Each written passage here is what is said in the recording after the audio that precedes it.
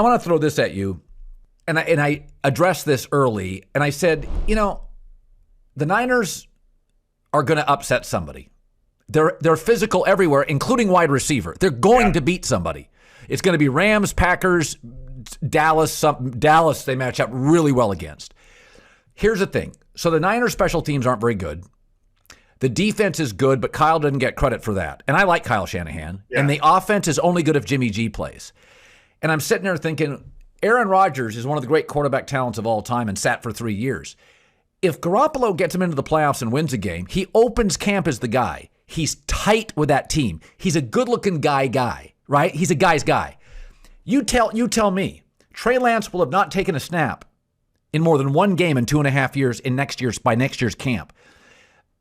What do you do with that situation? I don't think I'd trade him. I think you could get something for him. I don't think I'd move him.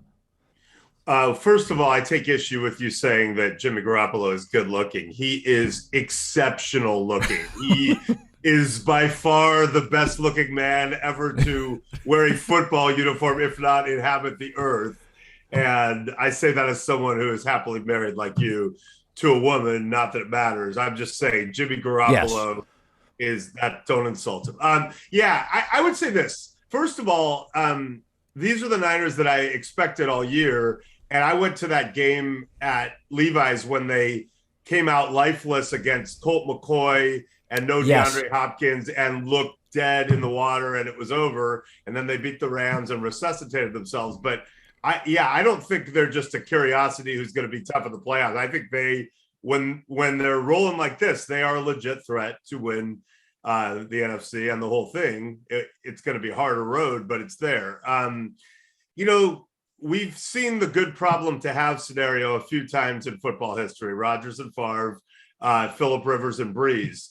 This is funny because you'll remember this and most people don't. So the Chargers get Rivers in the first round in the Eli Manning trade after the draft, and he's the guy. And Breeze is starting that next year in his second year, and it's not looking good. And then Breeze, they actually had to recover an onside kick for Breeze to pull out a game to kind of stay in, and then Breeze got hot. Well, now year 3, Breeze is Breeze, and it's crazy. And they're still planning to trade Drew Brees after that third season. They're not going to make the playoffs. And they have one more game that was meaningless.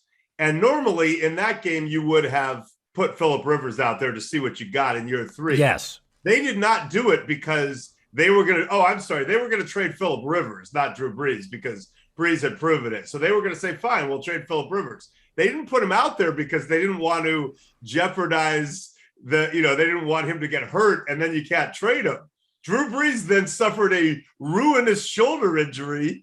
It ruined the whole thing. So then they had to trade Drew Brees. He ended up, of course, being fine. And then that paved the way for Phillip Rivers. Yep. So we've seen these good problems before. Jimmy Garoppolo winning the Super Bowl with the 49ers this year would be a great problem to have.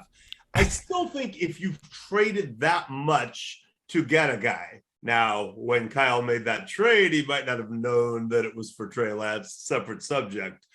I think he thought it was for Mac Jones. But be that as it may, you've invested that much, and he's that athletic and intelligent. It seems to me that you are still looking to make that move. Yeah. But you're right. Jimmy's exceptionally popular in that locker room, and even winning one playoff game points toward keeping him. They could win more than one.